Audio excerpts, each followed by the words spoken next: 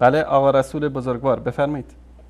سلام علیکم جناب انصاری عزیز. سلامت باشید، بفرمایید برادر بزرگوار. اگر صحبتی دارید میشنویم. خدا شما را از ما نگیره، خدا به شما لطف و عنایت خاصشو انشالله داشته باشه. آمین. حالا در مورد اون چیزایی که پخش کردید بگم، در مورد چی بگم آقای انصاری جان؟ هرچه دل تنگتون میخواد بگید. خدمتتون عرض کنم. بفرمایید. مطلب اول موصف حضرت زهرا سلام الله علیها. بله.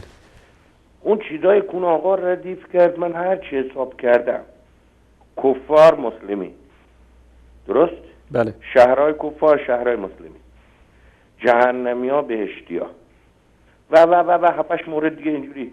من اینا رو فقط اسمای خالیشو بخوام بنویسم فکر کنم بالای 300 جلد میشه. درست. بعد این کتابای دامن بوده، میدون ورزشی بوده، چجوری بود؟ این کد اولش.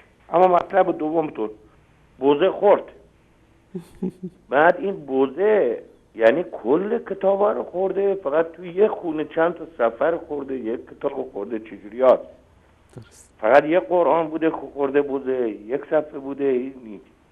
اما امام زمان ایشون هم که بیاد ما به هر حال میفهمیم که چی به چیه اینا. درست. که چی به چی خواهد بود. درست.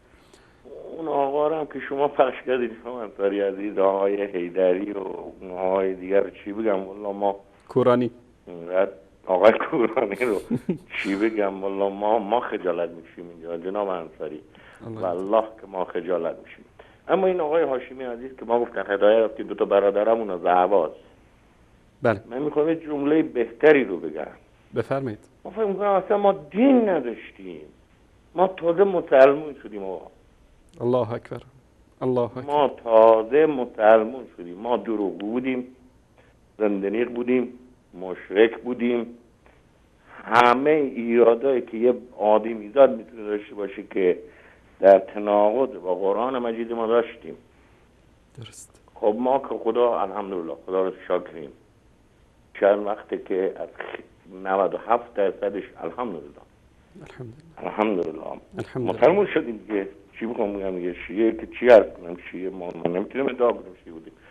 شیعه کسی که به گفتار امیرم همون نهج البلاغه که اینا نوشتن، من که ننوشتم اون نهج البلاغه، اون چیزا رو عمل میکنه. درست. به اون چیزایی که ایشون گفته عمل میکنه. اون طایفه جزدی حداقلش دیگه. حالا درست. کنار. درست. ما نیستیم، نبودیم، نیستیم و نه هستیم. ما داریم اینجا زندگی میکنیم آقای انصاری. الله المستعان. ما داریم اینجا زندگی میکنیم. شما نمیدونه چه خبره. دروغ میگن، کلک میزنن، حقه سوار میکنن، کلا سرت میذارن. اصلا نمیدونم چجوری اینا رو توصیف کنم. نمیدونم آقای انصاری. ما که دیگه آخرای عمرمونه. بازم خدا رو شکر. الحمدلله. بازم خدا رو شکر. دست شما درد نکنه. بیشتر از این وقت رو نمیرم. میدونم که خطاتون خیلی شلوغه. سلامت باشید. ماشاءالله امشب قوقا کردید. الله متعال ستون. دست گلتون در نکنه. خدا به شما آقای عباسی، آقای انصاری و دیگر برادران عزیز آمین. برکت بده.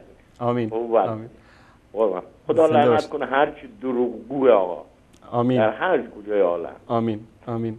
تشکر میکنم آقا رسول بزرگوار. الله متعال حفظتون کنه و طول عمر و سعادت دنیا و آخرت نصیبتون کنه. ممنونم. تشکر جناب انصاری. زنده باشید. خدا نگهدارتون. امریکایی چیزی. التماس دعا. خدا نگهدارتون. الله محتاجیم دعا و همچنین. سلامت باشید. خدا سلامت باشید. خدا نگهدارتون.